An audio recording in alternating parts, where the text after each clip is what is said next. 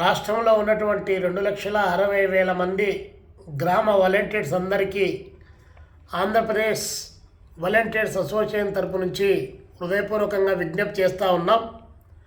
నూతన సంవత్సరంలోకి అడుగుపెట్టినటువంటి సందర్భంగా రాష్ట్ర మంత్రివర్గ సమావేశం రేపు 17వ తారీఖున జరగబోతూ ఉంది.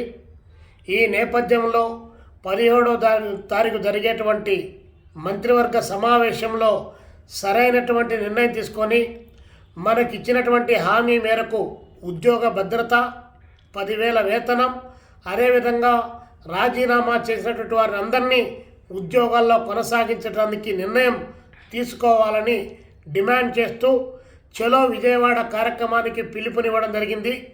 ఈ పిలుపును అందుకొని వాలంటీర్స్గా ఉన్నటువంటి మీరందరూ కూడా పెద్ద ఎత్తున వందల సంఖ్యలో తరలి రావాలని చెప్పేసి పిలుపునిస్తూ ఉన్నాం. మనం చేస్తున్నటువంటిది పోరాటం. మనం ఊరికే కామ్గా పోరాటం చేయడం లేదు, నెరవేరినటువంటి డిమాండ్ కోసం పోరాటం చేయలేదు. సాక్షాత్తు రాష్ట్ర ముఖ్యమంత్రిగా ఉన్నటువంటి చంద్రబాబు నాయుడు గారు ఇచ్చినటువంటి హామీ మేరకు, ఎన్నికల మేనిఫెస్టోలో పేర్కొన్నటువంటి అంశం మేరకు మనం ఈరోజు ఆ ప్రభుత్వం ఇచ్చిన హామీని ఈ ప్రభుత్వమే నెరవేర్చమని చెప్పి మనం కోరుతా ఉన్నాం తప్ప గొంతెమ్మ కోరికలు కోరడం లేదు.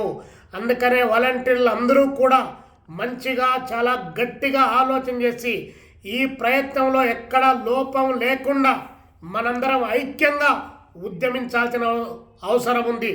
సంఘాలు వేరుగా ఉండొచ్చు, వ్యక్తులుగా ఉండొచ్చు, లేదా ఇతరేతరమైన పద్ధతుల్లో మీ రాజకీయాలు ఉండొచ్చు. కానీ రాజకీయాలను, సంఘాలను అన్నిటినీ పక్కన పెట్టి ఐక్యంగా మనం గట్టిగా రేపు జరిగేటువంటి సమావేశానికి ఉద్యమించాలని చెప్పేసి ఈ సందర్భంగా మీకందరికీ పిలుపునిస్తూ ఉన్నాం.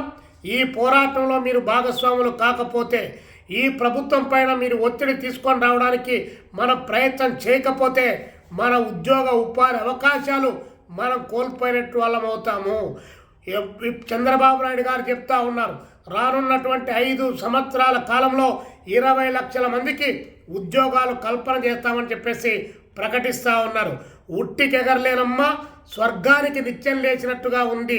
20 లక్షల ఉద్యోగాల మాట పక్కన పెట్టు, ఇప్పుడున్నటువంటి 2,60,000 మంది వారి భవిష్యత్తుకు భరోసా ఏంటి అని చెప్పేసి మనం నిలదీయాలి. కాబట్టి మీ వాట్సాప్లకు, మీ ఫేస్బుక్లకు, మీ ట్విట్టర్స్కు, మీ ఇన్స్టాగ్రాములకు పదును పెట్టండి. వాలంటీర్లందరికీ ఈ విషయాన్ని చేరవేయండి. రాష్ట్ర ప్రభుత్వం తానిచ్చిన హామీ నుంచి పక్కకు వైదొలిగితే పోరాటం తప్పదు. ఆ పోరాటానికి 17వ తారీఖు అంకురార్పణ జరుగుతూ ఉంది. ఇక మీదట హనీమూన్ ఈ ప్రభుత్వం యొక్క అయిపోయింది. ఇక పోరాటమే తప్ప వేరే మార్గం లేదని చెప్పి మనందరం తెలుసుకొని గట్టిగా నిలబడాలి.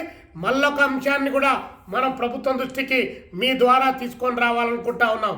ప్రభుత్వం ఇక్కడ వీరి పోరాటాలకు లొంగకపోతే న్యాయ పోరాటం, ఆ ప్రభుత్వం ఇచ్చినటువంటి ఎన్నికల మేనిఫెస్టోను, వాళ్ళు చేసిన వీడియోలను, వారు ఇచ్చిన వాగ్దానాలను సోషల్ మీడియా వేదికగా వాటన్నిటి తీసుకొని ప్రతి జిల్లాలో, ప్రతి ప్రాంతంలో కోర్టులో కూడా కేసులు వేసి ఈ ప్రభుత్వాన్ని ముద్దాయిగా నిలబెట్టడానికి కావాల్సిన ప్రయత్నం చేస్తామనేటువంటి వైఖరితో మన పోరాటానికి సిద్ధం కావాలని 17వ తారీఖు ఎన్ని అవాంతరాలు ఎదురైనా, ఎన్ని అడ్డంకులు ఎదురైనా, ఎన్ని నిర్బంధాలు ఎదురైనా మనం విజయవాడ నగరానికి తరలి రావాలి.